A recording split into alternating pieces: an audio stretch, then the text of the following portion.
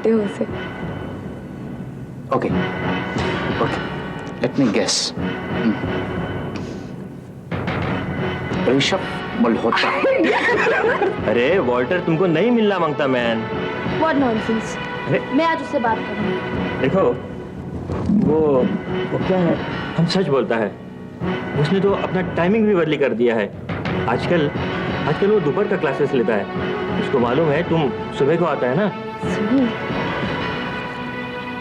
अगर मुझे अपने आप से ज्यादा किसी और पर विश्वास है तो वो तुम पर है। मैं ऋषभ से यही बता रही थी कि अगर हम एक रात एक ही बिस्तर पर गुजारे तभी तो मुझे छोड़ोगे नहीं। कुमार साहब अभी आप नए हैं, मेरे साथ काम करेंगे तो धीरे धीरे सब कुछ सीख जाएंगे। Thank you sir. हिम्मत मत हारो बेटे। ठीक है, आपके कहने पे मैं उसे एक और मौका देती हूँ, लेकिन इस बार पहला कदम मुझसे ही लेना पड़ेगा। मैं उसके पीछे नहीं भागने वाली अभी।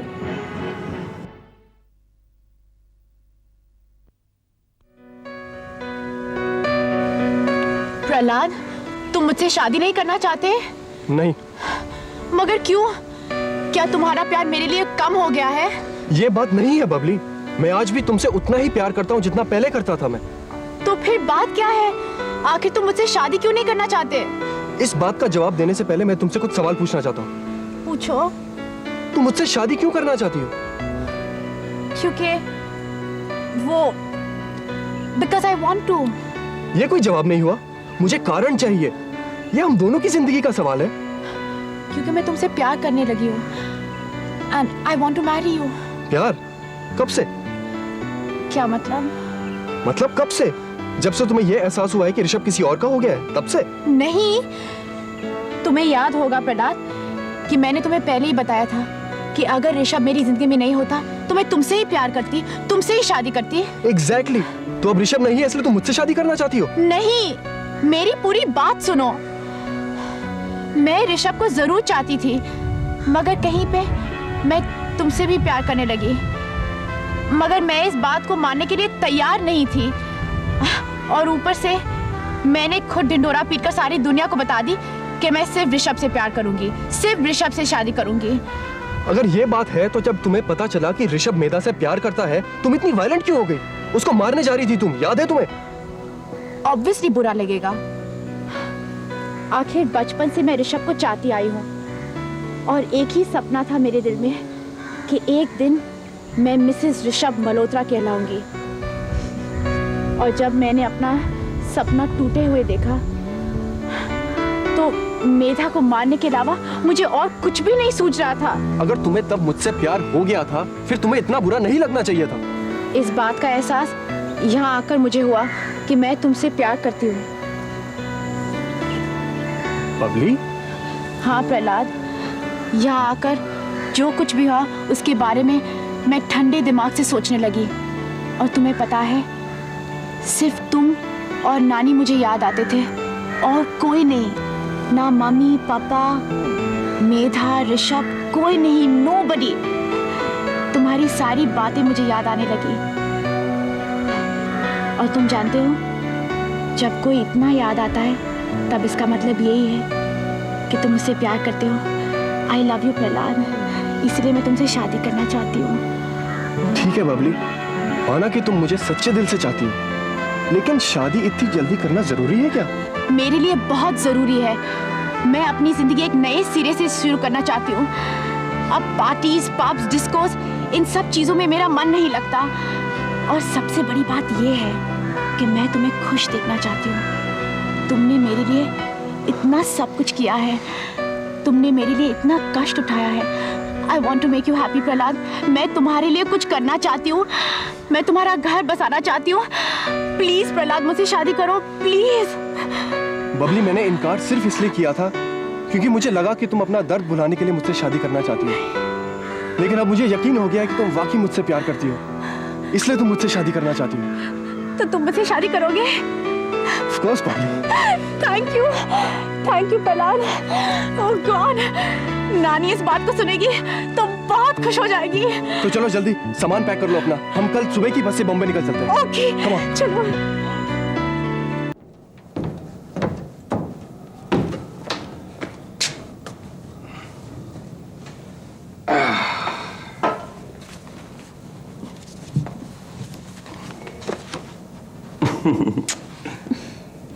डार्लिंग, इसे देखो, तुम्हें कुछ याद आ रहा? नहीं तो ध्यान से देखो। नहीं बाबा, कुछ याद नहीं। जस्ट मिनट, कहीं ये साड़ी वो तो नहीं जो तुमने सुहागरात में पहनी थी? थैंक गॉड तुम्हें याद तो आया। ओहो डार्लिंग, 22 साल हो गए हमारी शादी को। ये साड़ी तुमने उस वक्त पहनी थी। Now how do you expect कि मुझे याद रहे? अच्छा, अगर वो दिन तुम्हारे लिए खास होता ना तो तुम्हें सब कुछ याद होता। मुझे तो सब कुछ याद है। तुम्हारी वो शेरवानी, तुम्हारा वो सेहरा गुलाब के फूल से बना, वो अलीगढ़ी पजामा, वो लखनवी कुर्ता, और तुम्हारे लाल मोजरी भी याद है मुझे, समझे? You are fantastic. Frankly speaking, मुझे तो कुछ भी याद नहीं। हाँ, एक बात याद रहे, क्या? उस रात मैं बहुत ज्यादा टेंस था। और एक राज की बात बताऊं? बताओ क्या है? उस रात केशव भैया ने मुझसे आकर कहा, कहने लगे, महेन क्या तुम नर्वस हो? मैंने भी कम कपाती आवाज में कह दिया, जी हाँ बहुत ज्यादा नर्वस हूं। तो कहने लगे, अभी इसका इलाज बताता हूं। फौरन स्कॉच की बोतल खोली और एक बड़ा, कुछ इतना बड़ा पैग होगा, इतना बड़ा पैग बनाकर मेरे हाथ में थमा दिया और कहा, खटाखट पी जाओ, नीट। सब नर्वसनेस दूर हो जाएगा। और मैंने वैसा ही किया।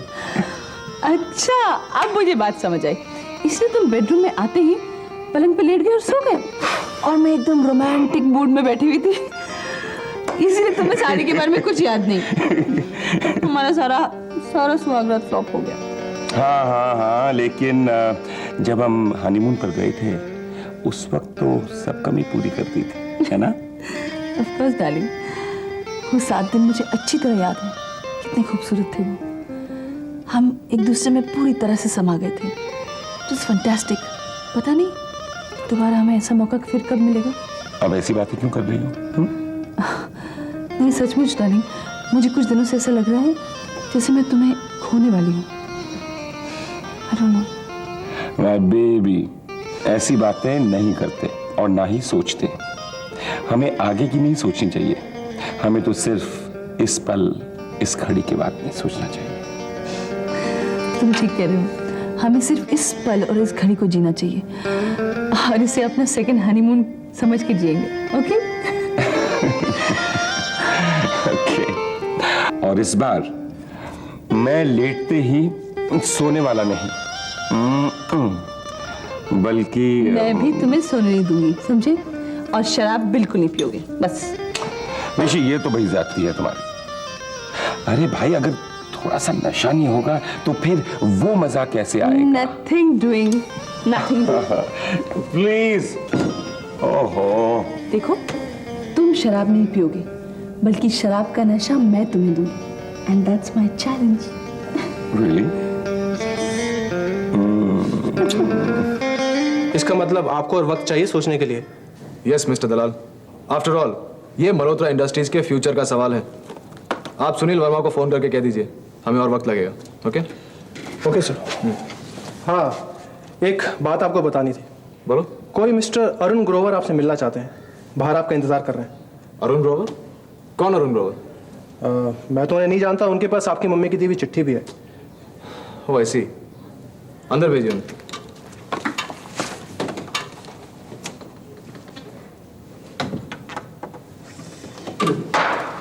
May I come in, sir? या प्लीज कम इन, आइए। Good morning, sir. Have a seat. Thank you, sir. कहिए मिस्टर ग्रोवर, मुझसे क्या काम था आपको? जी, वो आपकी मम्मी ने मुझे आपसे मिलने के लिए कहा था। माँ ने? क्यों? जी, वो आपके नाम पे ये लेटर है, आप ये पढ़ लीजिए।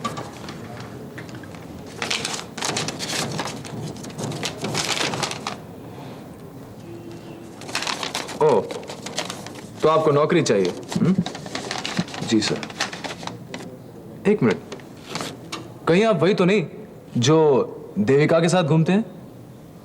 सर जी हम एक दूसरे को जानते हैं सर। ऑब्वियसली, एक दूसरे को जानते हो तभी तो एक दूसरे के साथ घूमते हो। लेकिन मिस्टर ग्रोवर, मुझे सिफारिश बिल्कुल पसंद नहीं है। अगर तुम्हें नौकरी की इतनी जरूरत थी तो तुम एप्लीकेशन कर सकते थे। इस तरह देविका के साथ जाकर माँ की सिफारिश लाने की क्या जरूरत थी?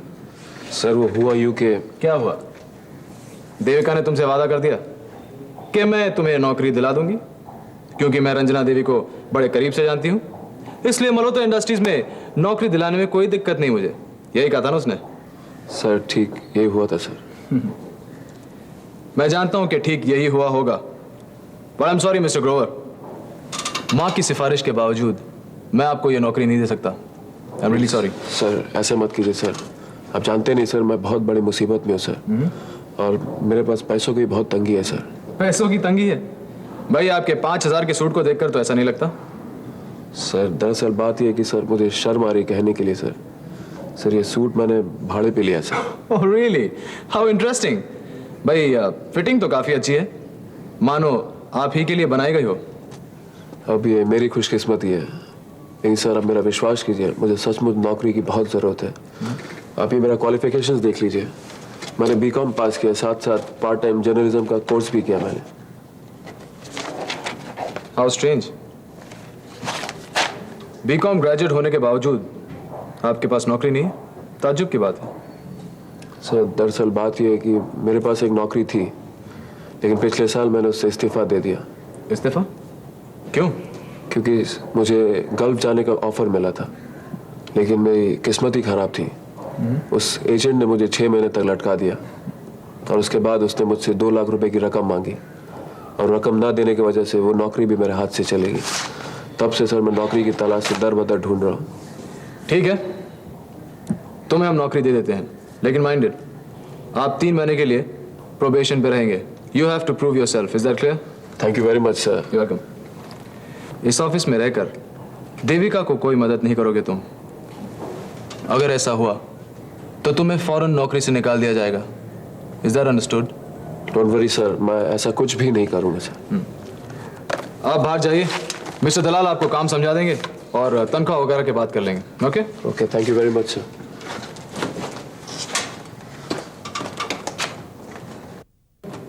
दलाल अंदर आओ इमीडिएटली।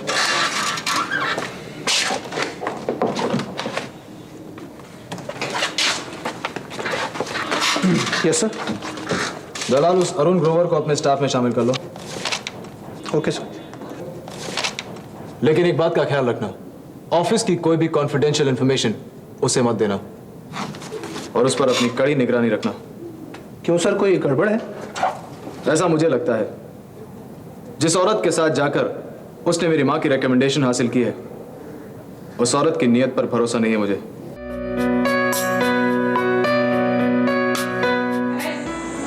कपड़े क्यों बदल दिए तुमने? ओह, मुझे साड़ी पहनकर बॉम्बे जाने में शर्म आ रही थी। इसमें शर्माना कैसा? जानती हो, साड़ी में तुम बहुत खूबसूरत लगती हो। अच्छा ठीक है, मैं शादी के बाद साड़ी ही पहनूंगी। ये बेडरूम को तो आ जाना चाहिए ना। हाँ। अच्छा बबली, ये तो बताओ कि शादी के बाद तुम करोगी क्या? तुम्हारा घर संभालूंगी, तुम्हारी देखभाल करूंगी। वो तो शादी के बाद ही पता चलेगा तुम क्या क्या कर सकती हो। वैसे शादी के पहले हर लड़की कहती है कि मैं तुम्हारे लिए खाना पकाऊंगी, मैं तुम्हारी देखभाल करूंगी, मैं ये करूंगी, मैं वो करूंगी, और शादी के 2 महीने बाद सब कुछ ही उल्टा हो जाता है। वो काम सारे पति करता है जो पत्नी को करने चाहिए। मैं ऐसे नहीं होने दूंगी। ओके तुम देखते रहना। अरे इन 10-15 दिनों में मैंने खाना पकाना भी सीख लिया है। रियली? हाँ। क्या पका सकती हो? दाल, चावल, आलू की सब्जी, और हाँ मैं तो भूल ही गई, अब मैं रोटी भी बना सकती हूँ। बाप रे, इसका मतलब ये है कि शादी के बाद मुझे दाल चावल मिलेगा बस, और कुछ नहीं? प्रहलाद, अपने आप को खुशकिस्मत समझो कि तुम्हें इतना भी मिलता है। यहाँ के आदिवासियों को तो बस इतना भी नसीब नहीं है। बाजरे की रोटी और प्याज से पूरा दिन चला लेते हैं। वो सब तो ठीक है, लेकिन भाई मुझे तो अच्छा खाना पसंद है। कोई सैलेड हो, रायता हो, एक चिकन मसाला हो, 2-3 सब्जियां, 4-5 रोटियां। ओके, तो फिर एक बावर्ची लेके आना। बावर्ची? हाँ। फिर तुम किस लिए हो? Big deal. तुम मुझसे इसीलिए शादी कर रहे हो ताकि तुम्हें खाना पकाने वाली मिल जाए? Of course. तुम ये तो कहा ना कि तुम मेरा ख्याल रखोगी। क्यों, इरादा बदल गया क्या? शादी से पहले ये कहना ना बहुत आसान होता है, उसके बाद इसका पालन करना उतना ही मुश्किल होता है।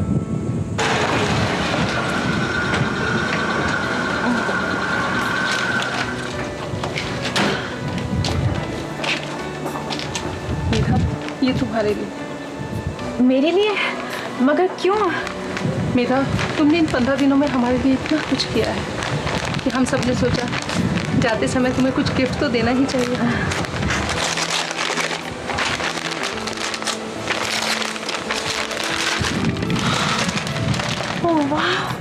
It's beautiful. दीदी, तुम नहीं जानती कि तुमने मुझे यहाँ रहने की इजाज़त देकर मुझ पर कितना बड़ा एहसान किया है। मेघा, तुम हमें बहुत याद आओगी और खासकर उन आदिवासियों को बहुत मिस करेंगे जो तुम्हें। मेघा, तुम यहाँ हमसे मिलने आओगी ना? ऑफ कोर्स आऊँगी, ज़रूर। बाय द वे दीदी, ये प्रहलाद है। मैं इनसे मिल चुकी हूँ। दीदी, हम शादी करने जा रहे हैं। अरे, ये तो बहुत अच्छी बात है। कॉन्ग्रेचुलेशन। Thank you. तुम्हें शादी है, ज़रूर आना पड़ेगा। हाँ, मैं ज़रूर आऊँगी, लेकिन फिलहाल तुम जाने की तैयारी करो वरना तुम्हारी बस छूट जाएगी। ओके। अच्छा, तो चलते हैं। And thank you for everything. ये तो हमारा कर्तव्य है। दीदी, सबसे मेरी तरफ से माफ़ी मांग लेना कि मैं सबसे मिल नहीं पाई जाने से पहले। उसके लिए तो फिक्र मत करो, मैं उन्हें समझा दूँगी। पागल। ओके, चलो, बाय बाय।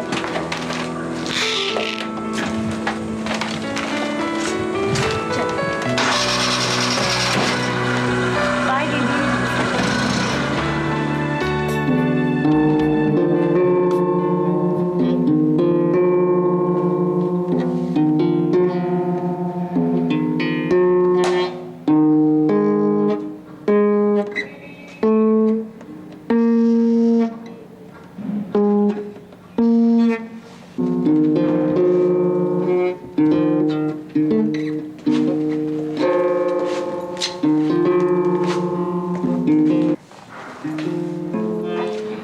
एक बात बताओ बेटे, बोलिए चाचा जी।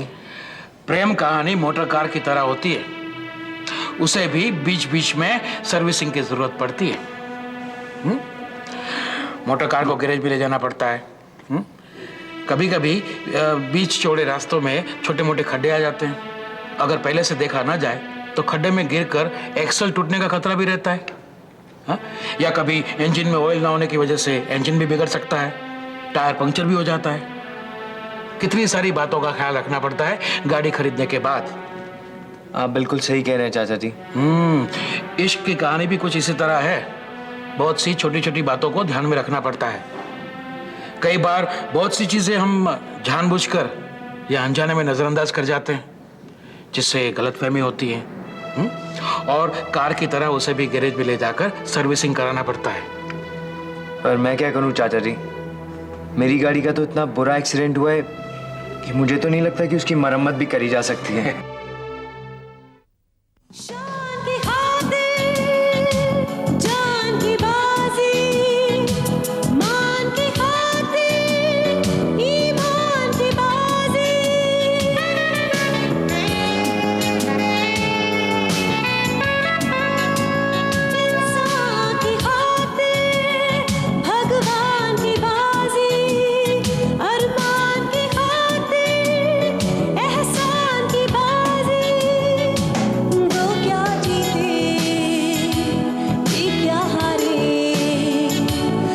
छोटा